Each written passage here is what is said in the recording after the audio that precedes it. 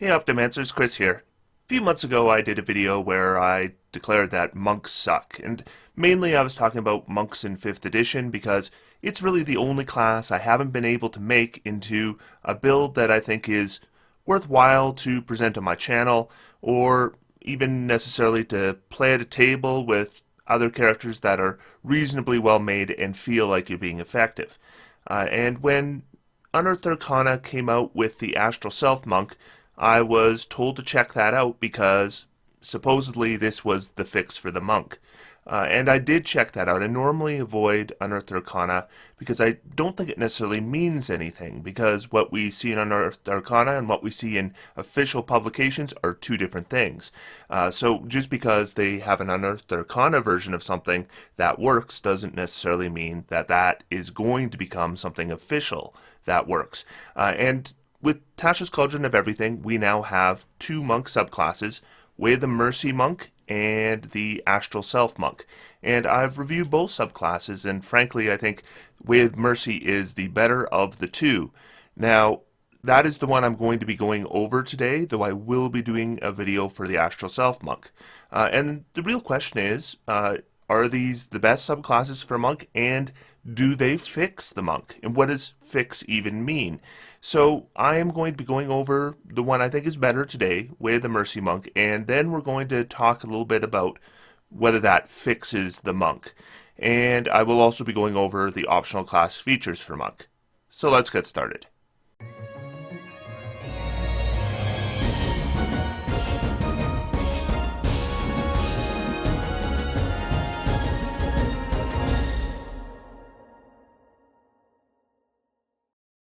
First, let's go over the new optional class features for monks. And the first one of those is what I consider to be the best one of those, and that's Dedicated Weapon. So this is a small boost, but it is a boost nonetheless. There are two main mechanical advantages to the monk for the Dedicated Weapon. Number one, martial weapons without the heavy and special properties generally can do 1 point more damage on average than simple ones. So upgrading from a spear or a quarterstaff to a longsword or battle axe is moving you from a D8 using the versatile property to a D10, also using the versatile property. Note, this feature does not provide proficiency, so you will need to get that through a method like racial proficiencies, multiclassing, or feats. By the way, don't use a feat to get weapon proficiency, by the way, but by some method. The second is the hand crossbow becomes available as a monk weapon, provided you have proficiency. This allows for damage of the hand crossbow to eventually, as in like level 11, do more than the base d6 damage. What I'm going to note though is that this optional feature takes something that had been unique to the Kensai monk and gives it to other monks. That technically makes the Kensai a bit worse because they don't get as much benefit from this feature. But overall, the monk subclasses get a boost here. Now at 3rd level, you get Key Fueled Attack. For 1 more key point, you can make a bonus action attack with a monk weapon. Now, you can already do this without expending ki when you take the attack action, but this allows for a bonus action attack when you do something else. So generally, subclasses that can cast spells or multi-class builds that can do other things with their action are going to get more from this. A standard monk build is typically using the attack action anyway, so this is not going to be a lot of use to them. At 4th level, we get Quickened Healing. This is a big cost. It requires 2 ki for very little healing. You're using your martial arts die. That's a D4, and eventually it becomes a D10, like at 17th level. Like a D10 is a lot of healing at 17th level. And it uses your action too. This is something you might use if you're about to take a rest and you maybe somehow have some ki left, but for the most part, I think this is pretty much without value and potentially a trap. At 5th level, we get Focused Aim. You can spend your ki to turn a near miss into a hit. You can spend 1 ki for +2, 2 ki for +4, 3 ki for +6, and these are spent after the attack roll is determined to be a miss. So this is pretty good, I think. Though your ki is going to drain even faster. You will get more value out of this on single combat days. I don't think it's worth it to be spending multiple ki to turn one attack into a hit normally, unless you're combining it with a particularly devastating attack, maybe a green flame blade or a booming blade. But if you're just doing a standard attack with a monk weapon or an unarmed attack, I don't think it's worth you spending multiple ki just to turn one miss into a hit. So if we look at the optional class features in summary, this is overall a pretty small boost, but it is a boost. Quickened Healing and Focused Aim could end up being traps for less experienced players who've not yet discovered the value of the ki they're spending. There is going to be an instinct to turn a miss into a hit if you can, but this is often not going to be your best use of your ki, especially if it's multiple points of ki, to do another, 6 or 7 points of damage once at level 5, probably not worth 2 points of ki. But being able to use a longsword instead of a quarterstaff, that's just 1 extra point of damage every time you hit, for free. So let's look at the Way of Mercy monk itself. Now the theme that they're going for here is not familiar to me. I'm not sure if they're going for a kind of plague doctor that uses martial arts, or is there some fictional representation that they're copying, or if this is an original idea. I'm sure if it is a fictional representation they're copying, somebody down below is going to let me know what it's supposed to be based on. But mechanically though, the Way of Mercy monk is a monk that has enhanced offense with some healing as well. So at 3rd level, we get a number of things. The first thing we get is called Implements of Mercy. This gives us 2 additional skills and a tool proficiency. These are all decent benefits. It lays out the special mask here, but I looked through the subclass kind of expecting the mask to be brought up again and how you might use it, and this isn't a feature. This is a piece of non-magical equipment that you have no special use of.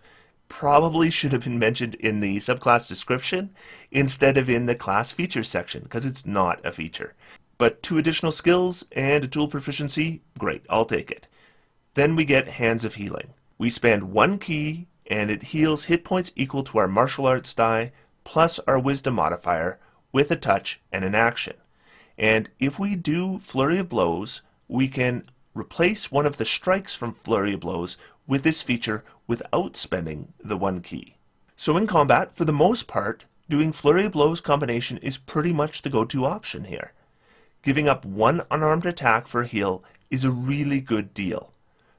Remember that your average damage from that attack will very likely be lower than the amount you will heal, because the healing doesn't require a roll to hit. So when we're looking at average damage, we have to multiply by our chance to hit. When we're doing healing, we don't need to do that. So the healing's going to be more, even if our wisdom score isn't quite as high as our dexterity score. It has been a long-standing mechanic in D&D, as opposed to many video games, that healing is not an efficient way to mitigate damage, and is generally better used as a way of bringing up someone who has fallen, or heal between combats. Hand of Healing is notable in that it does not follow this mechanic, and it's actually more effective as a mitigation of damage than the attack would have been at delivering damage. So when I say that Quickened Healing was bad, it only takes looking at this ability to see how bad. So how good is this actually? It's okay. Temporary hit points are a thing now, and most parties are going to have them, meaning you don't actually dip into actual hit points right away in combat. Also, temporary hit point recovery mid-combat is now becoming pretty common too. And yes, it is generally going to provide you more than you can heal with your healing hands. So how good is this actually? Well, it's good for a monk.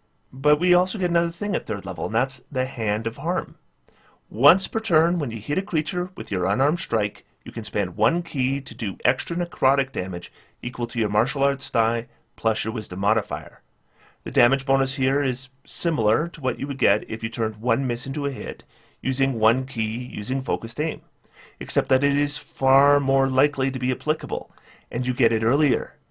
This is a straight out damage booster for monks that is going to do more damage per ki spent than Flurry of Blows.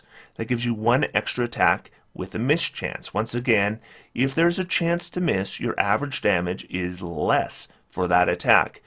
Because we already hit before we apply Hand of Harm, there's no chance to miss. We spend that ki, the damage is applied. Of course, if you have the ki, you can do both. But if you are conserving ki, This is a more efficient use than Flurry of Blows for delivering damage. So at 3rd level, we actually get quite a bit here. We get a healing option, we get an enhanced offense option, and we get some additional utility stuff like some skills and tool proficiencies. For 3rd level, I would say this is the best monk so far. Let's look what we get at 6th level. We get Physician's Touch.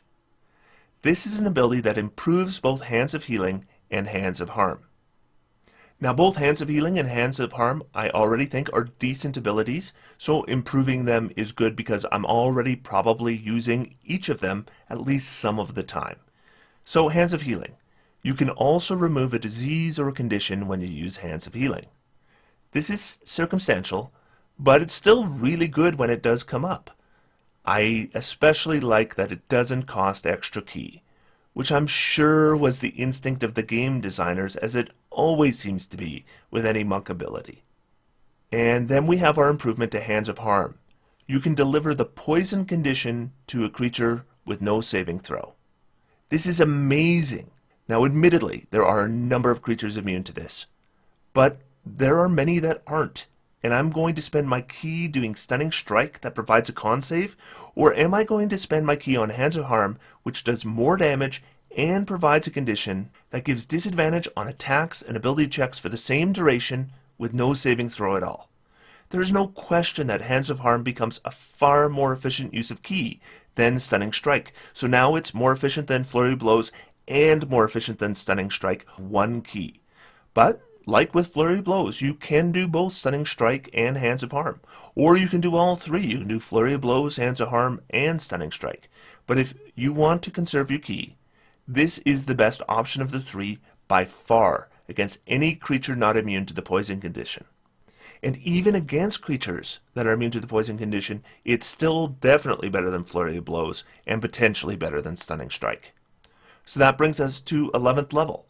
And we get Flurry of Healing and Harm. Once again, we improve Hands of Healing, which is already good, and Hands of Harm, which is already good. And in both cases, once again, we don't have to spend extra ki. So with Hands of Healing, you can replace each of the unarmed strikes from Flurry of Blows with Healing Hands.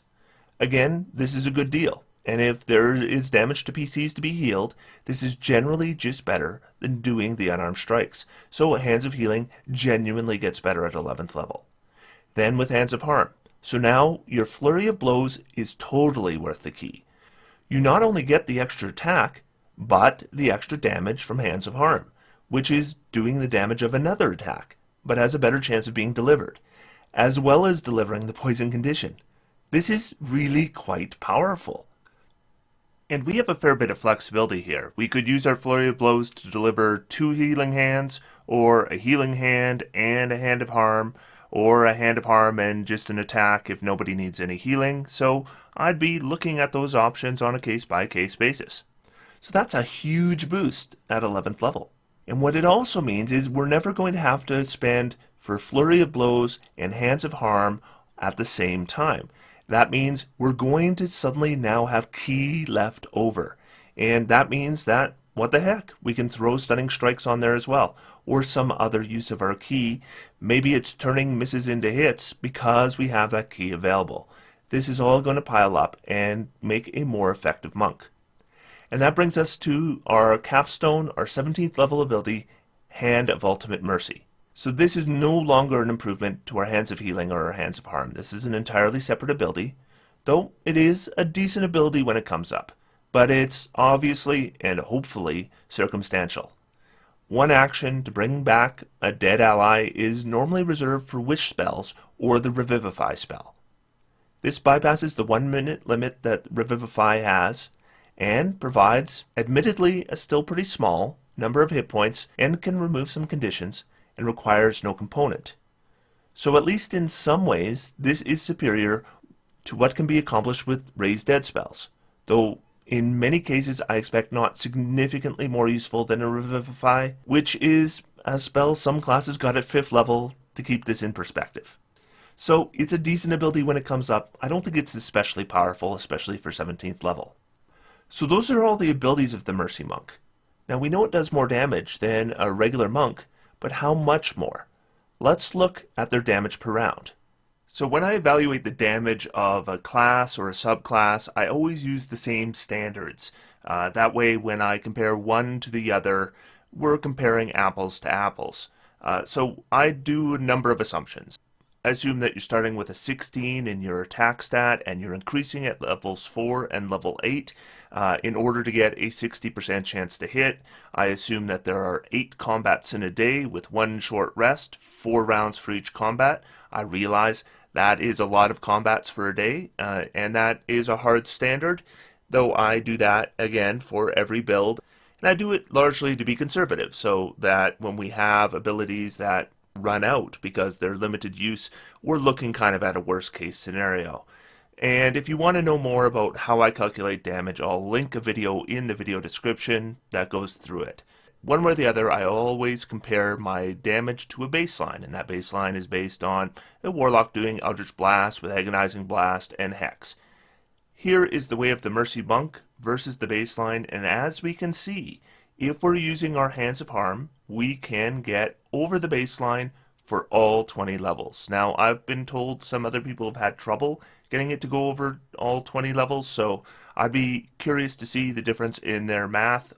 I'll post my math in the video description down below, but by my calculations, the Way of the Mercy Monk is able to achieve over baseline for all 20 levels. And we are also pretty comfortably above the baseline at most levels. From levels 1 through 4, monks are usually actually pretty good against the baseline. This is no exception. Where we see a difference from the regular monk is from levels 5 through 10. Normally the monk really struggles at these levels, like a lot. And we see the Way of the Mercy Monk, thanks to Hands of Harm, is actually comfortably above the baseline. And I think it's important to note that at level 6 is the point that our Hands of Harm is also delivering the poison condition. So we're not only doing above baseline damage, but we are having an effective debuff on top of that. And that's a good thing, because if we are making a build that's just for damage, we can actually get significantly above the baseline. But in this case, I would say that our monk is delivering damage that is going to make us at least feel effective at doing damage, even if it's not the most in the party, and we're delivering the poison condition on top of that. Now level 11, it's getting pretty close, but we're still above, and then we once again are comfortably above all the way up to level 17. And then level 17 and above, we're above the baseline, but just barely. So as a damage dealing class, I'd say the Way of Mercy Monk does okay. For comparison, here's the Arcane Trickster. We can see that against the baseline, it is just skyrocketing over the baseline. And by level 11, I'd expect an Arcane Trickster to do significantly more damage than a Way of Mercy Monk. And that's just the straight class rogue. But what I can say about this Way of Mercy Monk is that I could play this and not feel useless in combat. I think maybe at level 17 I'd start to feel pretty useless. What I will say about this Way of Mercy Monk is that in the levels that I normally play, which is usually from 1st level to 10th level, I think I could contribute to combat enough that I would feel like I'm really contributing, even if I'm not doing the most damage in the party. And I'm delivering the poison condition, and I have the option of healing as well. And we put those 3 things together, and I think that this becomes a character that I would play. Now, does that mean the monk is no longer the weakest class in the game? No, it's still the weakest class in the game. In fact, with Tasha's, I would say the gap between the monk and the most powerful classes is bigger than ever, because whatever the monk got, the sorcerer did better, the bard did better, the warlock did better, and the cleric did way better. So if by fix we mean that the monk is no longer the worst class in the game, then Tasha's didn't do it. But if by fix we mean that there's now a subclass of monk that you might play and not feel useless in a party, then I would say it is fixed. So it really depends on how you define fixed. But at least I could make a Way of Mercy Monk that would feel useful in a party, and that counts for a lot. Before this, I don't think you could do that with a monk, at least with a party with any level of optimization at all. The fact that you could is a big step forward for the monk. So do monks still suck? Well, most of them do, but I don't think Way of Mercy sucks. I think Way of Mercy is on the weak side, but I can live with on the weak side. Barbarians are on the weak side. I occasionally play Barbarian, and it's fun. I think Way of Mercy Monk will also be fun. And so I am thrilled to see this subclass. So I'm on record, Way of Mercy Monk, I don't think it sucks. So in my next video, we're going to talk about a monk subclass that does suck. And until then, I'm going to sit back, relax, and have some fun. D&D is for everyone. Thanks, everyone. Talk to you next week.